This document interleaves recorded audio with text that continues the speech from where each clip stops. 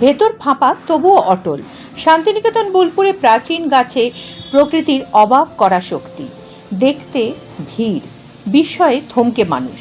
বিজ্ঞান বলছে বাইরের স্তরে লুকিয়ে জীবনের শক্তি। শান্তিনিকেতন ও বোলপুরের বিভিন্ন প্রান্তে এখন এক অন্যরকম দৃশ্য নজর কাটছে। বহু প্রাচীন ও বিশাল গাছের নিচের অংশ ভিতর থেকে ফাঁপা হয়ে গেলেও সেগুলো আজও মাথা উঁচু করে দাঁড়িয়ে আছে। প্রকৃতির এই অদ্ভুত শক্তি দেখতে ভিড় জমাচ্ছেন স্থানীয় মানুষ থেকে পথ চলতি দর্শনার্থীরাও। কাছ থেকে এই গাছগুলিকে দেখে অনেকেই থমকে যাচ্ছেন। বাইরের সবুজে ভরা অথচ ভেতরে অনেকটাই ফাঁপা, তবুও অটল অবস্থান।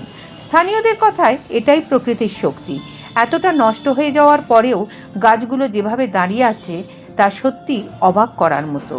বৈজ্ঞানিক ব্যাখ্যা কি?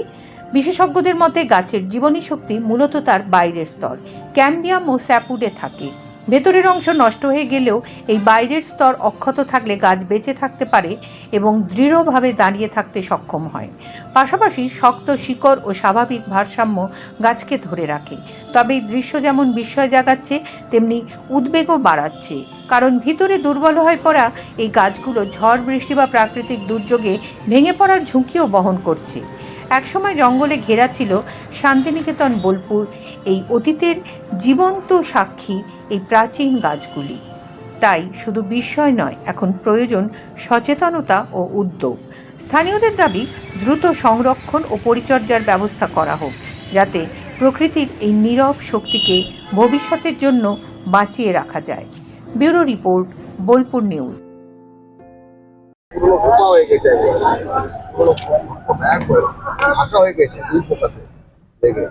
যে কোনো সময় পড়ে যেতে পারে।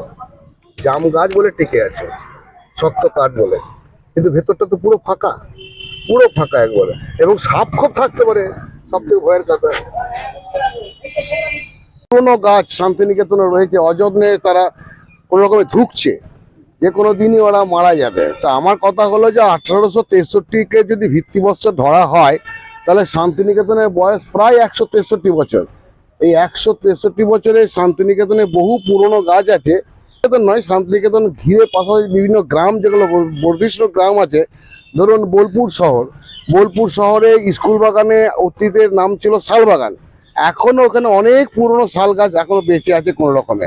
হ্যাঁ, এমনকি রাস্তা চলে গেছে তার পাশ দিয়ে, তবু তারা বেঁচে আছে। এবার বেঁচে থাকার এই যে তীব্র লড়াই, এই ব্যাখ্যাটা একমাত্র উদ্ভিদ বিজ্ঞানীরা দিতে পারবে। আমাদের পক্ষে বলাটা শক্ত। তবে আমার কাছে বরঞ্চ একটা আশ্চর্য, এই পুরনো গাছগুলো কিভাবে বেঁচে আছে এবং কর্তৃপক্ষ সেগুলোকে যত্ন নেয় না কেন। গাছ তো সভ্যতার একটা মাপকাঠি। তা এই শান্তিনিকেতনে যে সমস্ত পুরনো গাছ যদি বাঁচিয়ে রাখা চায়, এ তো আমাকে আগামী দিনে প্রজন্মের কাছে একটা উৎসাহ দান করবে। আজকে কি দেখলেন? ভয়ঙ্কর অবস্থায় দাঁড়িয়ে আছে। ঝড়, কালবৈশাখী ঝড় টড় হলেই যে কোনো সময় পড়ে যাবে, যে কোনো সময় পড়ে যাবে। প্রাণঘাত হতে পারে, অনেক ক্ষতি হতে পারে। পাঁচিলের গায়ে রয়েছে, পাঁচিলটা নষ্ট হয়ে যাবে, অনেক কিছু ক্ষতি হতে পারে গাছ পড়ে গেলে। কালবৈশাখী ঝড় তো, এখন তো কালবৈশাখী মৌসুম চলছে। কালবৈশাখী ঝড় এখন শান্তিনিকেতন যেমন আছে, বোলপুরে আছে, গোয়ালপাড়াতে আছে। এই ধরনের গাছ অনেক রকম তীক্ষ্ণ গাছগুলোকে এইভাবে ধ্বংসের পথে না নিয়ে গিয়ে রক্ষা করা যায় কিভাবে, তার একটা বৈজ্ঞানিক ব্যাখ্যা আছে। সেই ব্যাখ্যাটা আমরা ঠিক বলতে পারবো না। এটা একমাত্র উদ্ভিদ বিজ্ঞানী যারা আছে তারাই বলতে পারবে। এখন চাইছেন গাছটাকে বাঁচানো হোক। এটা কেন, গাছ কি বহু জায়গায় আছে শান্তিনিকেতনে, বহু জায়গায় আছে। শান্তিনিকেতনে যে সমস্ত পুরনো শাল গাছ, সেখানে এগুলো অতীতে তো 100-150 বছর আগে তো সবই তো শাল সেগুনের জঙ্গল ছিল, বোলপুরও ছিল। এই সেরকম পুরনো গাছ অনেক আছে, পুরনো গাছ। এগুলো তো বয়স অনেক। সে তো পুরো শান্তিনিকেতন 163 বছর বয়স। তার আগে তো এখানে পুরোটাই জঙ্গল ছিল, আদিবাসীদের এলাকা ছিল। সেই পুরনো গাছ এখন অনেক রয়েছে, যত্ন নিলেই হয়। হ্যাঁ হ্যাঁ, এখন এই নগরায়নের জন্য সেই সভ্যতা সব মাটি চাপা পড়ে যাচ্ছে। এটা রক্ষা করার দায়িত্ব কারো নাই, সব ছাপা পড়ে যাচ্ছে প্রাচীন সভ্যতা। গাছটা দেখছি ভিতরটা পুরোটাই ফাঁকা, কিন্তু তার প্রাকৃতিক লীলা যে গাছটা এখন পর্যন্ত সম্পূর্ণ দাঁড়িয়ে আছে। ঠিক আছে, তাই দেখছি মানুষজন আসছেন দেখতে এখানে শান্তিনিকেতনের গাছটার মধ্যে। সব দেখছি যে কি জিনিসটা কি, পুরো মাটির ভিতরটা পুরোটা গাছের ভিতরে পুরো ফাঁকা হয়ে আছে, গাছটা সমতল সোজা একটু দাঁড়িয়ে আছে। এরকম কোনোদিন দেখারই এই প্রথম দৃশ্য দেখতে পাচ্ছি। গাছের মধ্যে পুরো ফাঁকা দেখা যাচ্ছে, মাটির মধ্যে ধরে আছে গাছটা, শুধু গাছটা ধরে আছে মাটিটার মধ্যে, কিন্তু পুরো ঝিরোটা ফাঁকা হয়ে আছে। কিন্তু দাঁড়িয়ে আছে অনেক দিন থেকে। ফাঁকাটা তো আজকে নয়, বহুত দিন থেকে ফাঁকা আছে। এরকম হয়ে আছে না? এরকমই হয়ে যায়। হাতে ঝড় ঝাপটা হয়েছে, গাছ পড়েনি।